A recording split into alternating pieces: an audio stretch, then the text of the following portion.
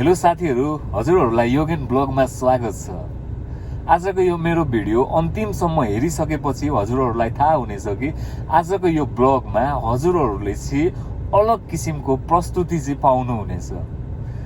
किनभने साथीहरू, आजको दिनसम्म आउँदाखेरि म दुबई आएको करिब 11 वर्ष हुन थालिसकेछ र 11 वर्षको दौरानमा मैले कमाएको बास हजुरहरूले मेरो टाउको कपाल हेरेर थाहा पाइसक्नु भयो होला, यो चिन्डु हो क्या, केही छैन अरू है। पुरा चिन्डु चाहिँ भएछ होइन।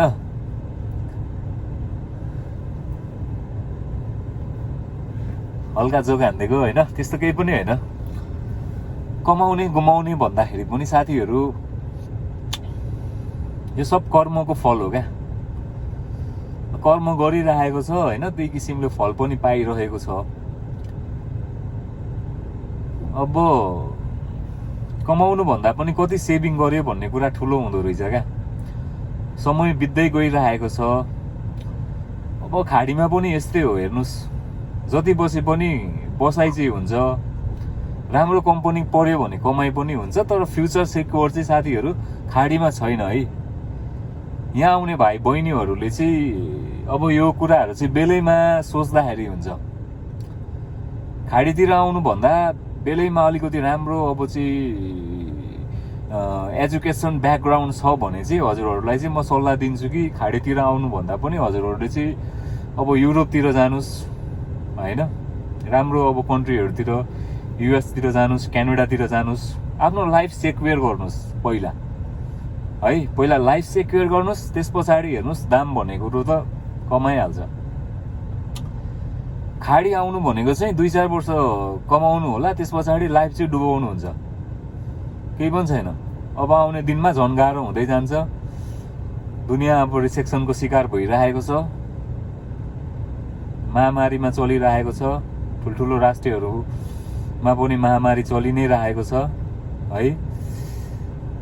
पढ्नुहोस्, एजुकेसनलाई फोकस गर्नुहोस्, पहिला राम्रो शिक्षाहरू आर्जन गर्नुहोस्, त्यस पछाडि राम्रो कन्ट्रीको लागि चाहिँ फोकस गर्नुहोस्, त्यस पछाडि राम्रो देशै फोकस गर्नुहोस्।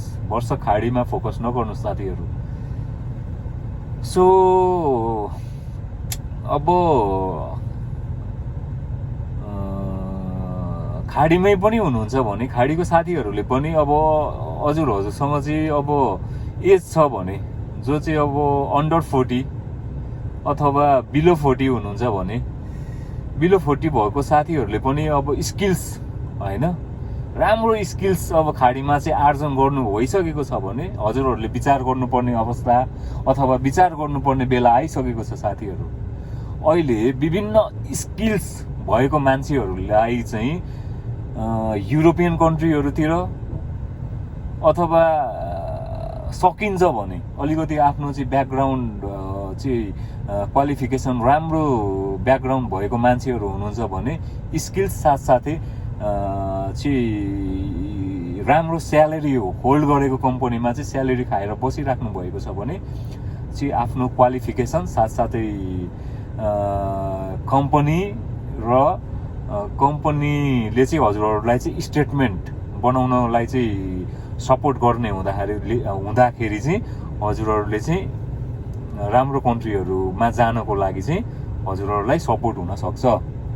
अब मैले त के भन्नु होइन, अब म आफै खाडीमा छु, म आफै जान सकेको छुइनँ। मैले चाहिँ अब चाहिँ स्टडी गरेको एक्सपिरियन्स हजुरहरूलाई सेयर गरिरहेको छु है। म आफै पनि जान सकेको चाहिँ छैन, स्टडी गरिरहेको हुँदाखेरि चाहिँ त्यो स्टडी चाहिँ हजुरहरूलाई सेयर गरेको हो।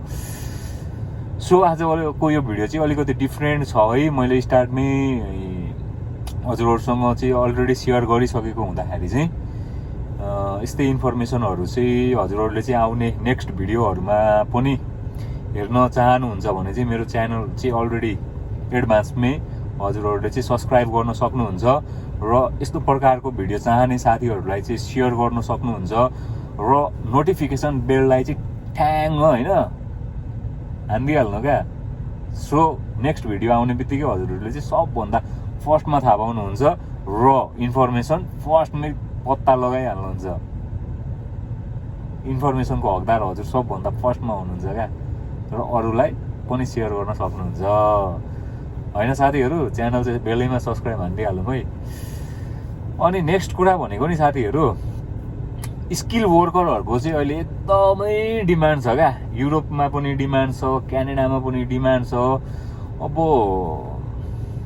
युएसमा अलिकति गाह्रो रहेछ होइन जानको लागि अब त्यही त हो नि पढे लेखेको हुँदैन हामी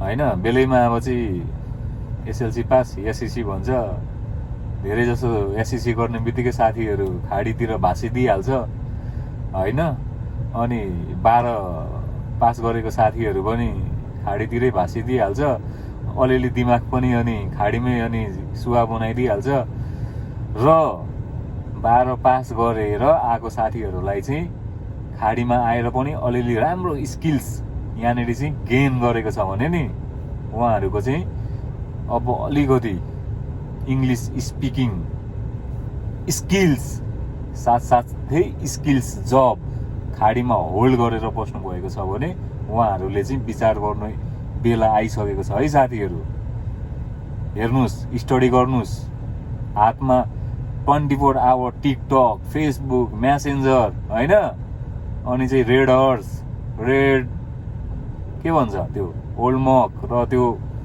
विभिन्न प्रकारको हुन्छ नि गतिविधितिर लाग्नुभन्दा समयको बर्बाद गर्नुभन्दा चाहिने कुराहरू स्टडी गर्नुहोस् चाहिने कुराहरू चाहिँ गुगलमा सर्च गर्नुहोस् होइन आफूले चाहिँ के चाहिँ आफ्नो सिप अनुसारको चाहिँ कुन कन्ट्री चाहिँ सुइटेबल छ गुगल सर्च गर्नुहोस् त्यसको लागि चाहिँ फर्दर डकुमेन्टहरू के चाहिन्छ होइन कलेक्ट गर्नुहोस् कहाँ गएर चाहिँ कुन कन्सल्टेन्सी मार्फत जाने अथवा खर्चै गर्नु पर्दैन क्या साथीहरू खर्चै गर्नु पर्दैन स्टडी गर्नुहोस् क्या हातमै छ क्या अहिले सबै हातबाटै हुन्छ क्या यो फिङ्गरहरू छ नि सबै यही फिङ्गरले गर्छ क्या तपाईँहरू कहीँ जानु पर्दैन क्या तर स्टडी चाहिँ गर्नुहोस् क्या त्यति दुःख गर्नुहोस् टिकटक हेर्नुको साटो होइन स्टडी गर्नुहोस् क्या स्टडी गर्नुहोस्